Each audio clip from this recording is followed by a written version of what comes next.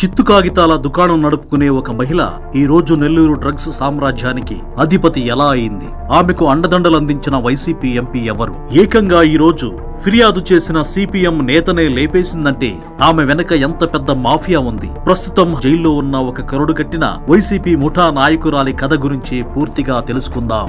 నెల్లూరులోని బోడిగాడి తోట ప్రాంతంలో 35 ఏళ్ల కామాక్షమ్మ నివాసం ఉంటోంది. ఆమె భర్త డ్రైవర్ గా పనిచేస్తున్నాడు. పాత ఇనుము, చిత్తు కాగితాలను సేకరించే దుకాణం నడుపుతుండేది. వైసీపీలో ఉన్న కామాక్షమ్మకు ముందుగా పార్టీ దళిత సంఘం నాయకుడు పాలకీర్తి రవితో పరిచయం ఏర్పడింది. రవి సహకారంతో ఓ మాజీ ఎంపీకి కీలకమైన అనుచరురాలిగా ఎదిగింది.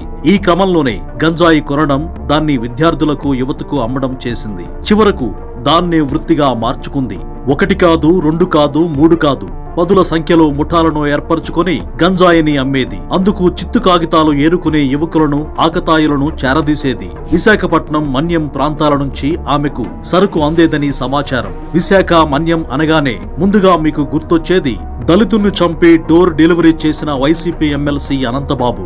ఎందుకంటే జగన్ 5 ఏళ్ల హయాంలో మన్యంలో గంజాయిని విపరీతంగా సాగు చేసి రాష్ట్ర వ్యాప్తంగా, దేశవ్యాప్తంగా అతను సరఫరా చేసేవాడు. కామాక్షమ్మకు హౌసింగ్ బోర్డు కాలనీలోని ఆర్టీడీలో ఇల్లు మంజూరు కావడంతో బోడిగాడి తోట ప్రాంతం నుంచి అక్కడకు మకాం మార్చింది. ఆర్టీడీ కాలనీ అంటేనే నేరాలకు కేంద్రం అని పేరు. కామాక్షమ్మపై స్థానికులు ఎన్నిసార్లు ఫిర్యాదు చేసినా పోలీసులు పట్టించుకోకపోగా ఎవరైతే ఫిర్యాదు చేశారో వారి గురించే కామాక్షమ్మకు సమాచారం చేరవేసేవారు. కామాక్షమ్మతో పాటు ఆమె సోదరుడు జేమ్స్ పై నెల్లూరు నవాబుపేట పోలీస్ స్టేషన్ లో లెక్కలేనన్ని కేసులున్నాయి. గంజాయి, మత్తు పదార్థాలకు వ్యతిరేకంగా ప్రజలకు, యువతకు అవగాహన కార్యక్రమాలు నిర్వహించే సిపిఎం నాయకుడు పెంచలయ్య ఇటీవలే కామాక్షమ్మపై పోలీసులకు ఫిర్యాదు చేశారు. ఫిర్యాదు చేసిన కొద్ది రోజులకే ఆయన చనిపోయారు. పెంచలయ్య వల్ల వ్యాపారం దెబ్బతింటోందని భావించిన కామాక్షమ్మ భర్త జోసెఫ్ తో పాటు సోదరులు జేమ్స్, కార్తీక్, చెల్లెలు భర్తతో కలిసి ఆయన్ను చంపించినట్లు పోలీసులు భావిస్తున్నారు. ఇంత కరుడుగట్టిన సామ్రాజ్యాన్ని నడిపిస్తున్న కామాక్షమ్మ దగ్గర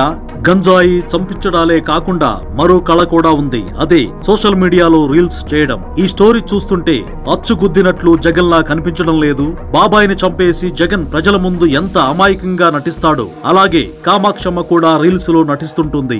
ఏది ఏమైనప్పటికీ చిత్తు కాగితాల దుకాణం నడుపుకునే కామాక్షమ్మ అతిపెద్ద నేర సామ్రాజ్యాన్ని ఏర్పాటు చేసుకోవడానికి వైసీపీ ప్రజాప్రతినిధులతో పాటు పోలీసులు కూడా బాగా సహకరించారు. ఇలా అందరూ సహకరించడానికి గల కారణం స్వయంగా నాటి ముఖ్యమంత్రి జగన్ తాలూకు వ్యాపారం కాబట్టి. కలెక్ట్ చేసిన సొమ్ములో కొంత జగన్ కు వాటాగా చేరేది. దీంతో ఎవరూ ఆమెకు ఎదురు తిరగడానికి భయపడేవారు.